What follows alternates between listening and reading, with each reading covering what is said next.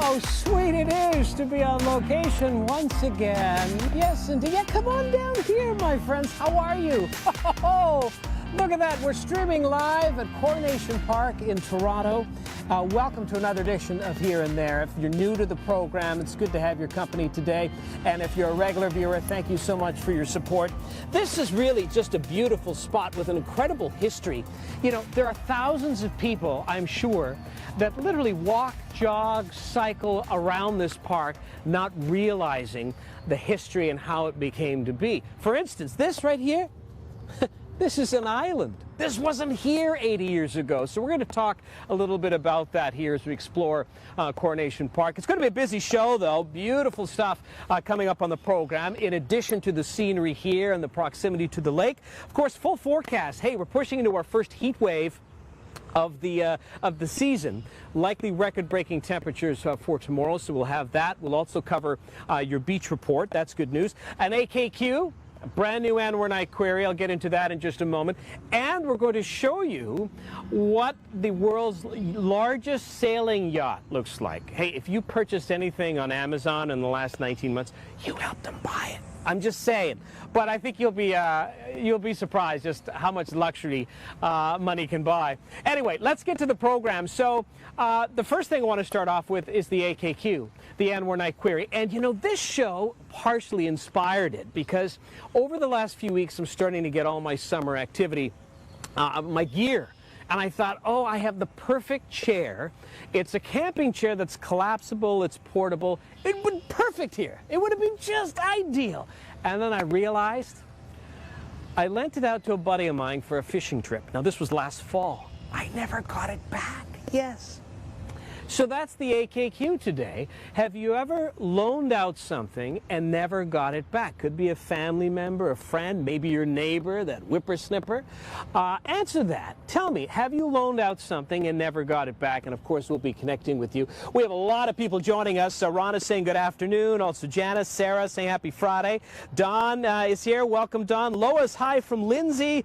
Also Renee, Rick, Alicia, and Penny Lynn. Great to see you out and about. Yes, indeed. We're pretty excited about it. And Tammy's wishing everybody a happy Friday. So let's get into what's going on here as we tour Coronation Park. I'm not sure if some of you have been here or not. So what I'll do, Vern, I'll pass you the tablet here. And we're going to talk about this space. Because this particular spot, there's 6 acres in this general spot that was never here. Many years ago, this was actually the lake. And if you've come here recently in the last 50 years, you know, you may have playing baseball. There's 3 baseball diamonds. There's an off-leash zone here. There's picnic areas.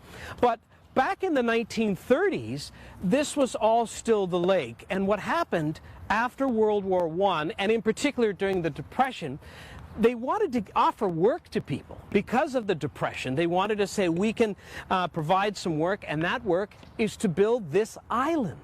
Now, why would they want to build an island? Well, one is to pay people, but the second idea that was propelled forward was that they wanted a recreational space for kids during the Depression. They said they need to get out, they need to be kids. And I found that very ironic because today we're talking about that as well, aren't we?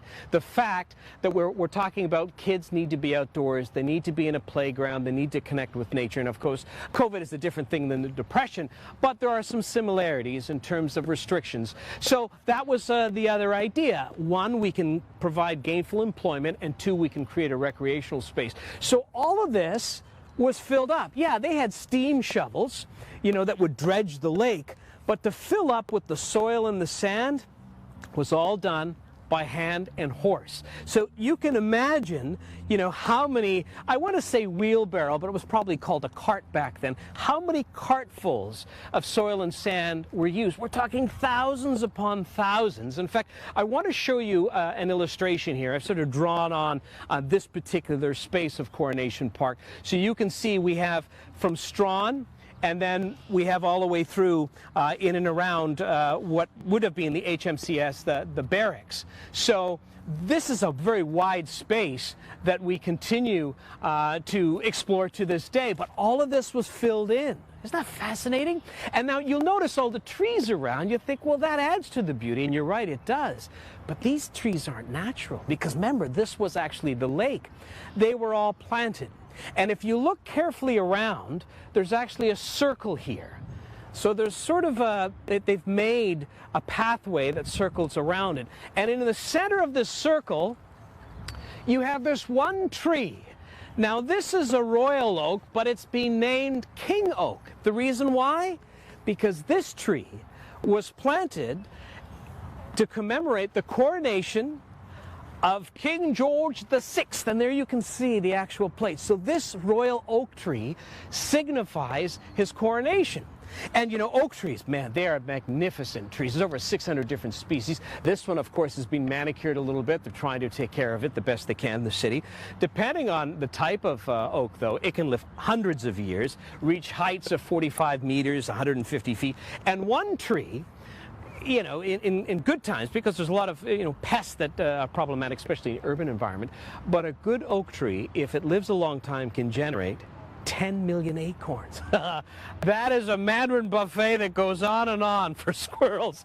But that's what this tree is dedicated to, who it's dedicated to. And then around the tree, you notice others. Now, those aren't oaks. Those are maple trees. Again, all of them have been planted. And the reason behind this is that these ring of silver maple trees signify the colonies of the British Empire and mark the important role that Canadian troops played in defending it during World War I.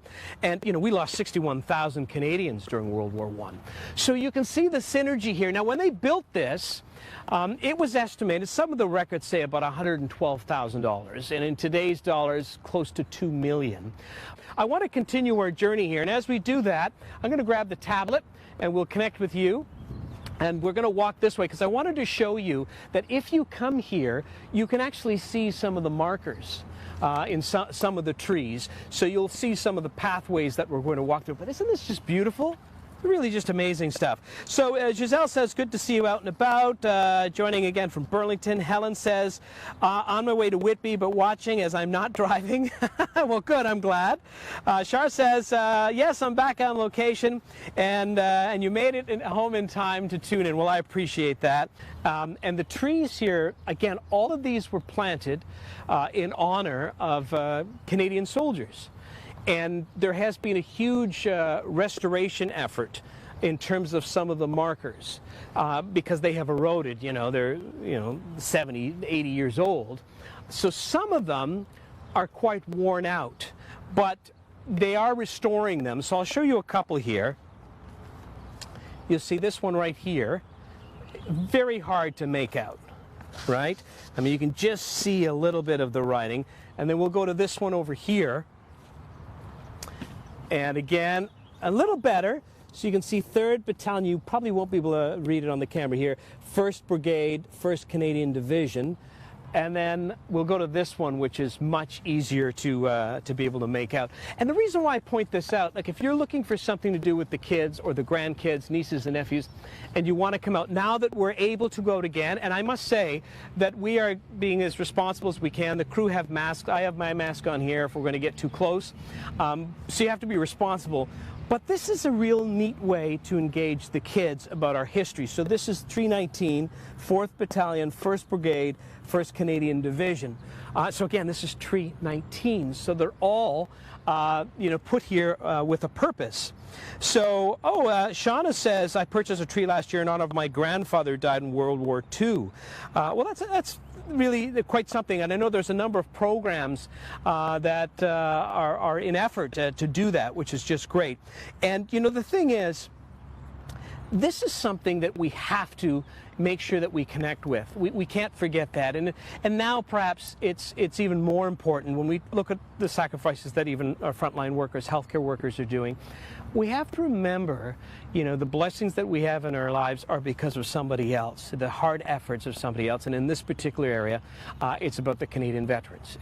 So we can never, I don't want to say turn it back. We won't do that, but we have to keep that flame lit and for the next generation so they can appreciate it. And I think this is a beautiful spot for it. I mean, if you just look overall, it really is just a magical spot, especially being here in the city of Toronto. Yes, you have High Park, but you know, we've got Lakeshore, which is a very busy roadway. Then you've got this beautiful green space, and then you have the lake. It really is quite amazing. So this is one spot that you can come and explore just over towards the south by the lake, and it might be a little hot to see because of the sun, but there's another memorial, and that is for World War II vets. In fact, this was developed more recently. We'll talk more about it in mere moments, but we'll just get a quick shot of it here. And you can see, you know, that's the Victory Peace Monument at the water's edge. So it's a permanent war memorial. It was built in 1995 to mark the 50th anniversary of the end of World War II. So we're going to get towards certainly the water in a mere moment. And oh, Rick says, like the fact that the show's moved outdoors again. We will all learn so much of our city when you're able to go out. Yeah, and that's the goal. We want to learn, we want to laugh, and we're going to try our best to make sure that you know, the technology is there. Yeah, I have to remind you, my friends, we're not using, you know, broadcast trucks. You know, we're not using stuff from CTV. This is all new technology. It's cellular. So there will be certainly a little bit of interference now and then because we're doing audio and video.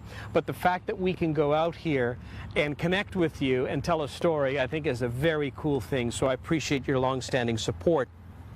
Gail says, can you walk close to the dog park?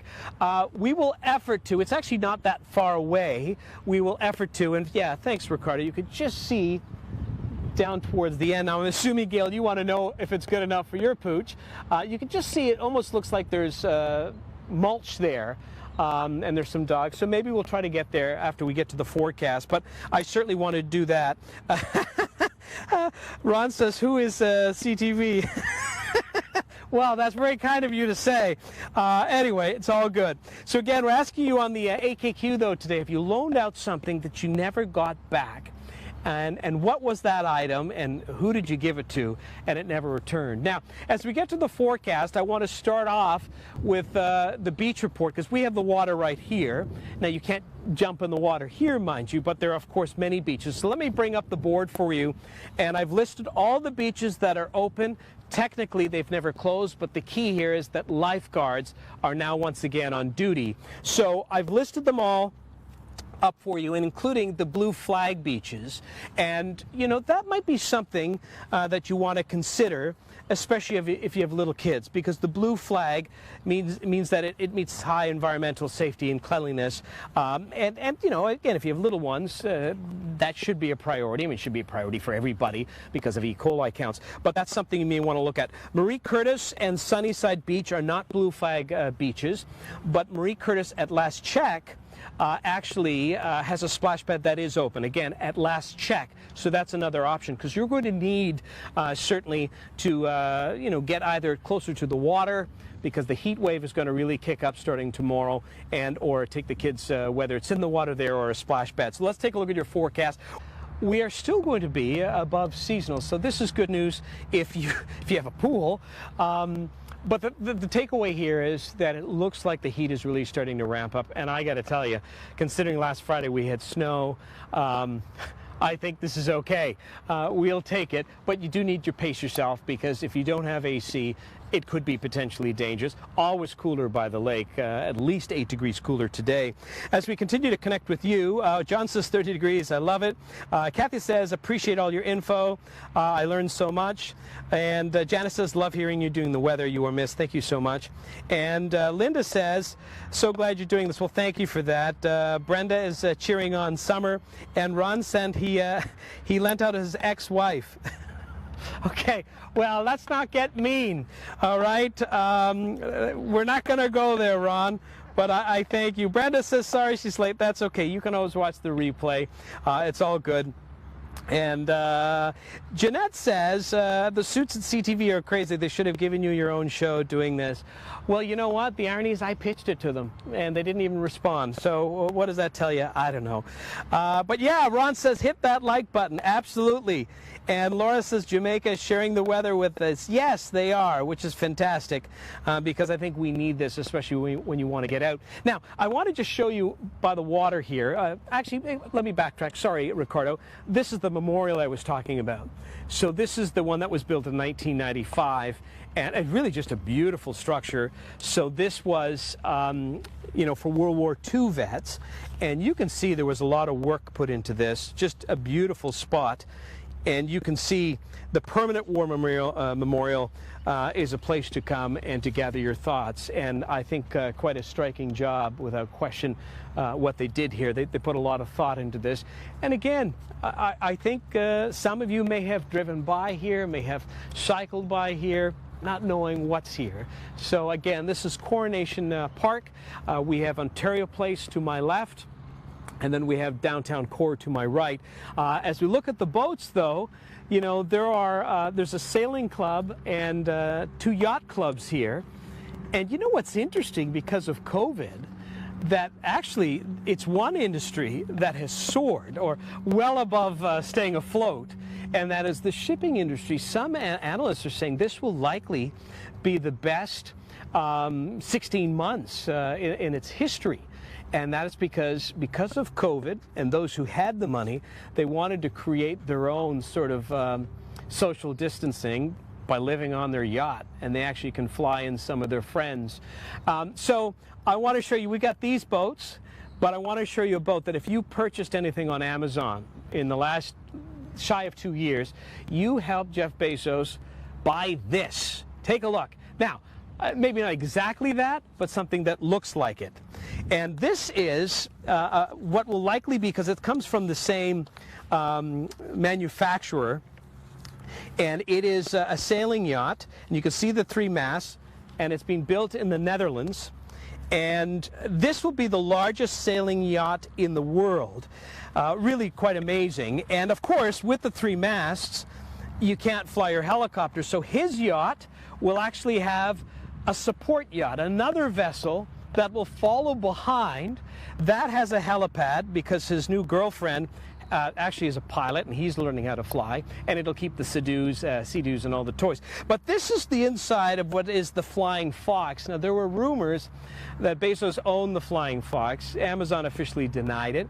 But look at the luxury in here. Some of the things, you know, this one in particular has 36 guest rooms, a 13,000 square foot spa, heated limestone floors, a fireplace, which kind of freaks me out. When I'm out in the middle of the ocean, how bad do I want to see a log burning in a fireplace? But you know what I'm saying? Like, I don't know. I'm okay. Just give me the digital version. I don't want any open flames on my boat, or yacht, I should say. Of course, it has a home theater, too. What I was really interested in, that newer technology, some of the yachts, they can travel 16,000 kilometers before refueling. Is that not crazy? So talk about, you know, being socially distant on your own planet, but you need this. But I thought it was really interesting, and it's going to cost $500 million for that yacht, and it'll be the world's largest sailing yacht, estimates over 400 feet. So isn't that something? And again, that's one industry that apparently is doing exceptionally well because of COVID. I was reading one report in Forbes, and they were saying the big thing about COVID versus, you know, when we had the recession, and I guess that was 2008, 2009, is that the rich lost money in the recession. This one, a lot of them not only didn't lose money, in many cases they made more money. You know, like Jeff Bezos now is the richest man on the planet, and I'm not pointing fingers. I've ordered off Amazon as well. But I'm thinking maybe he could do a little more philanthropic things, you know, like Bill Gates. You look at some of the plants that were impacted, the process, or fulfillment centers they call, you know, in and around the GTA with COVID. You would think he would be able to say, you know what I'm going to do?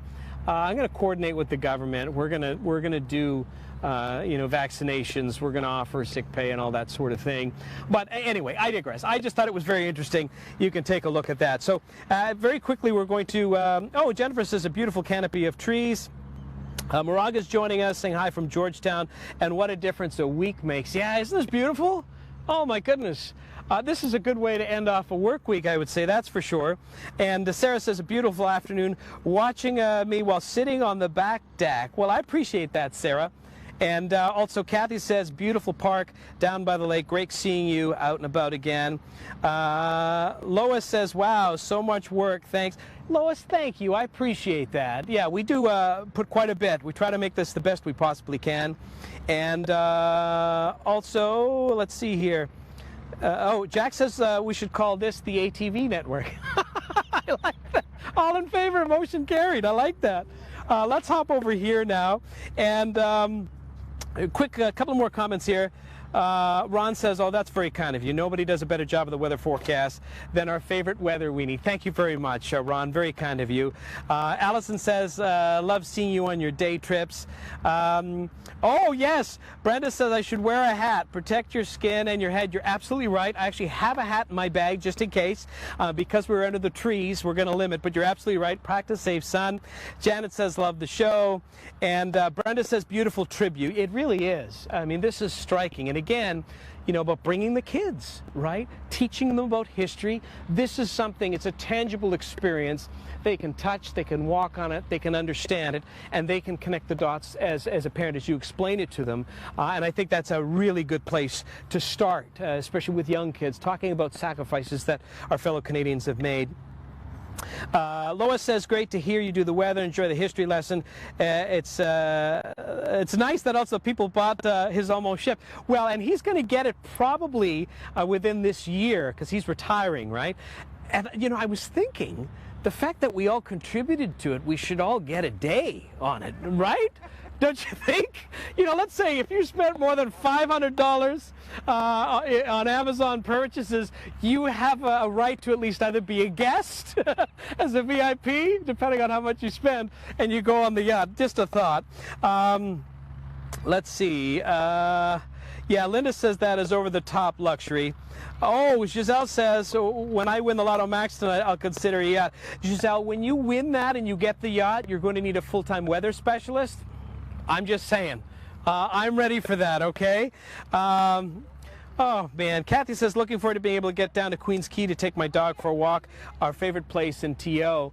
Yeah, and maybe we'll go visit there, too, down the road, as we continue. And Kathy says, again, the ATV network, she likes it. And Linda says, look forward to this every single week. Well, I appreciate that, my friends. I really do. Now, this is the time as we get close to wrapping up here.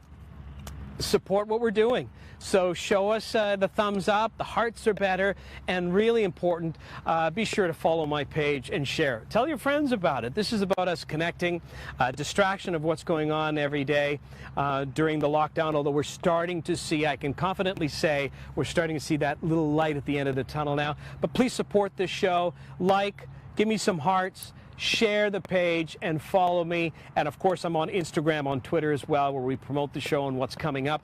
Always open to your suggestions, your feedback, questions. It's all good. This is all of us building this program together. Now, as we wrap up, I want to show you the Canadian flag.